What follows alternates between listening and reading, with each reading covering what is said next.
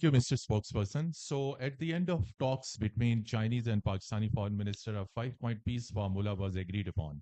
Since Pakistan is mediating between United States and Iran, so this five-point formula, please confirm, has been shared with Iranians and with Americans. If so, what is their response, and what is the next phase of this after Beijing? Then what is the follow-up as far as Pakistan has been playing a role of facilitator to de-escalate situation. On the other hand, there is no reduction of this ongoing crisis. American-Israeli war is continuing against Iran. Thank you. Any follow-up? Well, let me first on these 5 points. The 5 points have received appreciation from across the region and beyond. I think there were some statements from the U.S. leadership about appreciation of diplomatic efforts. You must have noticed the commonalities between the 5 point peace plan around announced in Beijing with the 7 point summary of the four party talks, the group consultations that were held in Islamabad. So there's significant commonalities in those groups, and I think the initiative and the points, not just in Urumqi, in Beijing, but also in Islamabad, have received appreciation. It is an effort towards ending war. It is an effort towards cessation of hostility, and it is an effort towards paving the way for a sustainable pathway towards finding the lasting settlement of this ongoing hostility. Since Pakistan is mediating, and both parties, the United States and Iranian, they have confirmed it. Uh, do you think the efforts by Pakistan for mediation they get boosted or they get damaged because of the speech of President Donald Trump early this morning, sir?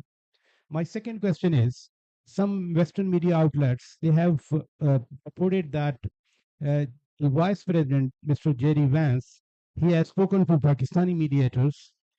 What level of Pakistani leadership that is in touch with Jerry Vance, and when Jerry Vance is visiting Pakistan, as has been reports in the air? And my just supplementary question of Urumqi talks, whether today is also the day of talks in Urumqi, and what is the format like in Turkey and Qatar that the mediators spoke separately with Pakistan and Afghan delegation, and then they exchanged the proposals or the recommendations or the demands? Thank you, sir.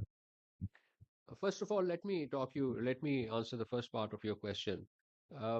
We have a certain satisfaction that both Iran and US have expressed their confidence in Pakistan to facilitate these talks. As we said, we'll be honored to host and facilitate meaningful talks between the two sides in coming days for a comprehensive and lasting settlement of the ongoing conflict.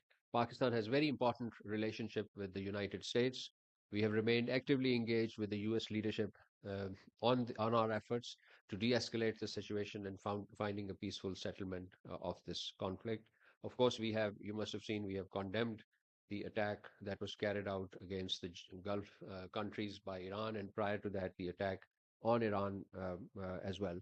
So our position, as I have been stating here, is anchored on the principles of the UN Charter, and with the aim of promoting peace and stability in the region.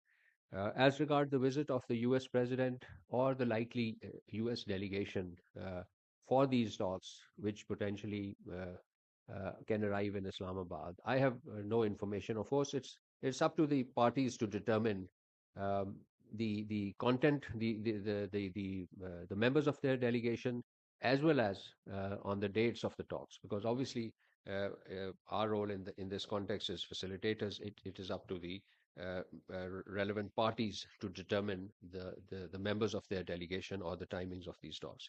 Your second question on Urumqi talks.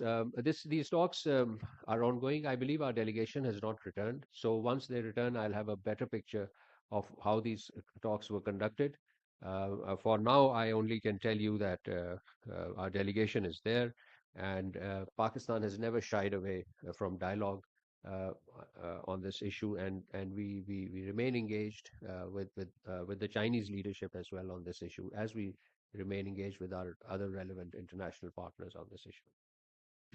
James for Asia One. It's my first time here, so thank you for having me. I wonder whether I can push you more on this concept on the Iran-US potential talks in the coming days. Was your foreign minister perhaps over-optimistic? And you've repeated that line, in the coming days. What does that mean for you? Sunday or Monday? And if that doesn't happen, does it not happen at all? Because I just wonder whether these talks may have been scheduled and did they collapse? I mean, what's happening? First of all, let me be very clear that there has never been an instance where these talks were scheduled and collapsed, borrowing your phrase. So this has never happened. Second, the schedule of these talks depend on the parties concerned. They have to come to the table, and it is for them to decide. Regarding optimism or pessimism, I think our Deputy Prime Minister is very positively engaged, and I sense that he is optimistic, as he should be, as any diplomat who is engaged in this facilitation process, in the process of peaceful settlement of disputes. The diplomacy conducted under this paradigm has to be optimistic. So I think we proceed with a certain degree of optimism on this issue. Thank you, sir. Daniel from Relation Times. So my question is, can Pakistan balance its relation with China and US, given their competing interests in the region? China and US. yes, we can balance. Assalamualaikum, Tuba from Bloomberg. Andrabi साहब मुझे पूछना था कि जो US China और पाकिस्तान की conversation हुई थी उसमें उन्होंने जो points बनाए थे, have we sent them to Iran at all? Has Iran said anything to us about it at all? I know I'm repeating a question from earlier, but I just wanted some clarity on it. I think you still are in the 17th, 16th century diplomacy. Unfortunately, so yes, once it is posted on our websites, on our social media, they reach the destinations instantly. So there's no question of not. There was this time. I think when the U.S. Civil War broke out in 1860s in the U.S., the news in subcontinent in British India reached after about 3 to 4 weeks. This is what Mark Twain said, because he was traveling in this region at that time. So I think we are on a faster mode of communication since then. It's just a supplementary question to the question asked by Mr. James and Mr. Adad Sayed. You said, Deputy Prime Minister and yourself, you are optimistic about the talks in Islamabad. This optimism stems from your instinct of being optimistic, or there is some solid confirmation from Iran and from United States that they will come to Islamabad? Thank you, sir. Rajasab, optimism in diplomacy is a professional hazard. We all have to brace with it. Thank you very much.